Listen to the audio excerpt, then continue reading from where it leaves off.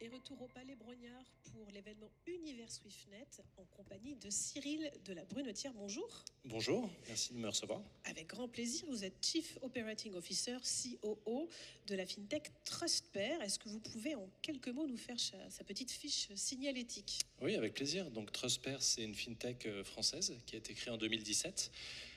Donc aujourd'hui, on a des bureaux à Paris, New York, Londres et Milan. On a une centaine d'employés environ.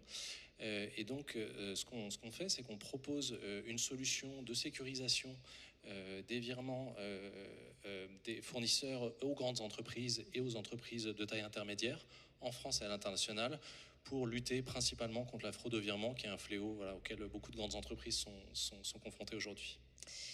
Vos clients, c'est qui? Les fournisseurs, les banques? Alors nos clients, ce sont des grandes entreprises qui elles-mêmes ont souvent des centaines, voire des milliers de fournisseurs et qui doivent les payer tous les mois. Donc nous, on est vraiment spécialisé sur le segment, sur les entreprises qui font 100 millions de chiffre d'affaires et au-dessus. Donc on est plutôt sur les segments ETI et grandes entreprises. Aujourd'hui, on a 400 clients corporates. Donc c'est des grands, en général, c'est des grands groupes internationaux. On a commencé avec des groupes français, puis des groupes européens, et aujourd'hui, on a des groupes des clients un petit peu partout dans le monde, y compris aux États-Unis, donc il y a un segment du marché qu'on commence à développer assez fort. Et chez ces gens-là, on s'adresse essentiellement aux directions financières, aux directions qui gèrent tout le processus procure to pay.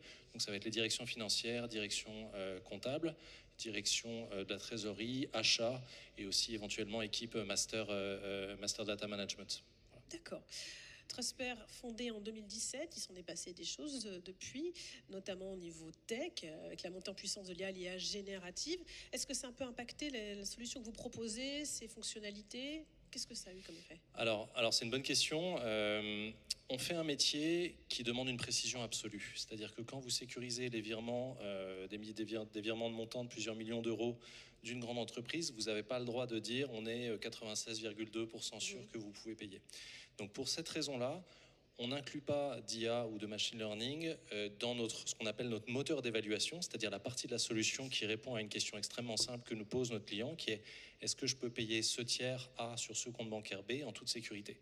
Donc nous, là-dedans, on n'a pas d'IA qui vient prendre la décision. En revanche, on va utiliser des technologies d'IA, de machine learning, sur des cas vraiment très spécifiques, très ciblés, autour de l'évaluation qui apporte de la valeur au client. Je vais vous donner un exemple. Aujourd'hui, lorsqu'on est dans un cas un petit peu compliqué à résoudre pour le client, on va lui proposer de télécharger la facture ou le RIB de son fournisseur sur la plateforme et on va passer ce document au scanner avec un outil qui va permettre de détecter des traces de falsification du PDF par exemple. Et donc on va être en mesure d'afficher des signaux de risque au client en lui disant on ne peut pas prendre d'évaluation sur cette paire-là parce qu'il n'y a pas de données bancaires, parce que le tiers est injoignable, etc. En revanche, on peut vous afficher ces signaux de risque. Et là, attention, parce que ce document-là, il a été falsifié. Donc c'est un exemple de use case vraiment très ciblé où on peut utiliser de l'IA. Mais par contre, on a vraiment une approche, je dirais, sur des règles logiques et non pas probabilistes dans notre moteur d'évaluation. Et donc c'est pour ça qu'on n'utilise pas de l'IA vraiment dans le cœur du moteur.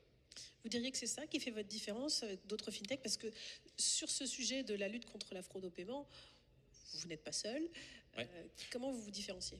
Oui, non, mais c'est un bon point. Il y a environ entre 10 et 15 entreprises dans le monde qui sont vraiment spécialisées sur ce créneau de la fraude au virement.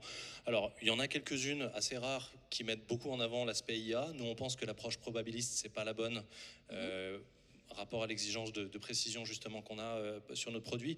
Nous, peut-être ce qui nous distingue sur ce marché, je dirais, c'est peut-être 3 éléments. Le premier, c'est la couverture géographique. On est sans doute parmi ces 10 ou 15 entreprises qui sont sur ce marché la seule à être capable de valider les coordonnées de tiers dans 190 pays dans le monde, d'accord, où qu'ils soient. Et donc ça, c'est extrêmement important pour des grands groupes internationaux qui ont des fournisseurs par définition partout. Donc ça, c'est un premier élément. Peut-être deuxième élément, c'est la profondeur de l'évaluation qu'on va pouvoir apporter, c'est-à-dire notre taux de validation. Donc aujourd'hui, si je vous prends l'exemple des États-Unis, on va avoir des taux de validation qui s'approchent des 80-90%, qui sont sans doute 30 ou 40 points devant peut-être notre concurrent le plus proche sur ce marché-là. Donc en agrégeant 5 méthodes différentes d'évaluation, on arrive à proposer ces taux de validation-là qui sont les plus élevés du marché.